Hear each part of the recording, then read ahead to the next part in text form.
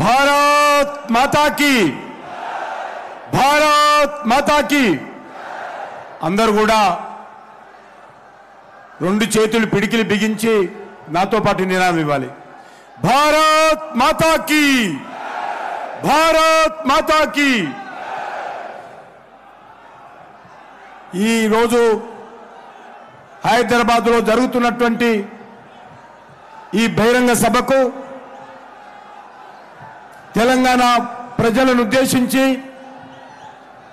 మనవి చేయడానికి వచ్చినటువంటి భారత ప్రధానమంత్రి నరేంద్ర మోడీ గారికి నేను తెలంగాణ ప్రజల తరఫున, భాగ్యనగర ప్రజల తరఫున హృదయపూర్వకమైనటువంటి స్వాగతం పలుకుతా ఉన్నాం. ఈరోజు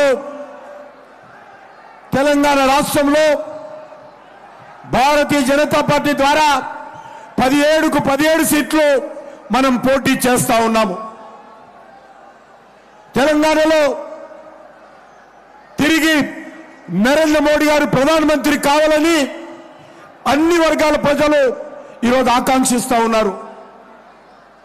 దాని నుంచి దృష్టి మళ్లించేటువంటి ప్రయత్నము దుర్మార్గమైనటువంటి కాంగ్రెస్ పార్టీ ఒక దిక్కు, టిఆర్ఎస్ పార్టీ ఒక దిక్కు రాజకీయంగా ఎదుర్కొనేటువంటి సత్తా లేక పిరికి పందల్లాగా భారతీయ జనతా పార్టీ పైన తప్పుడు ప్రచారం చేస్తా ఉన్నారు. నిజంగా దమ్ము ధైర్యం ఉంటే కాంగ్రెస్ పార్టీ గత 6 నెలలుగా ఇచ్చినటువంటి 6 గ్యారంటీలు, 420 హామీలు ఏం అమలు చేశారో, ఏ రకంగా అమలు చేయబోతున్నారో చెప్పాల్సి ఉండేది. కానీ పెద్దమ్మ ప్రభుత్వము అనేక రకాల బురద జల్లేటువంటి ప్రయత్నం, తప్పుడు ఆరోపణలు చేసేటువంటి ప్రయత్నం చేస్తా ఉంది. నేను తెలంగాణ ప్రజలకు ధన్యవాదాలు తెలియజేస్తా ఉన్నాను. Congress party, BRS party BJP మీద అనేక రకాల ఆరోపణలు చేసినప్పటికీ కూడా ఈరోజు ప్రజలు నవ్వుకుంటున్నారు, వాళ్ళను నవ్వుకుంటున్నారు. నరేంద్ర మోడీ గారు ఏంటో, నరేంద్ర మోడీ గారి కమిట్మెంట్ ఏంటో, మాకు Revanth Reddy certificate, Rahul Gandhi certificate, KCR certificate అవసరం లేదు.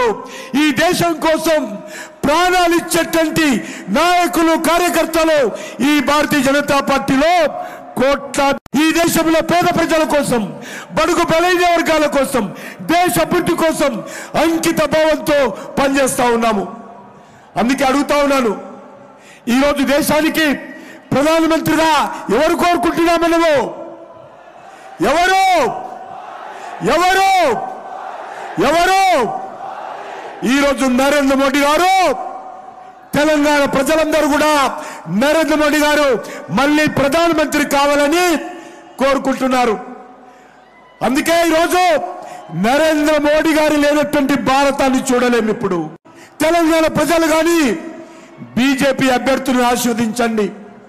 ఎవరు వద్దన్నా, ఎవరు కాదన్నా, ఎవరు బాధపడ్డా తెలంగాణ అభివృద్ధికి భారతీయ జనతా పార్టీ నరేంద్ర మోడీ గారి నాయకత్వంలో కమిట్మెంట్ తో పనిచేస్తాము, చిత్తశుద్ధితో పనిచేస్తాము.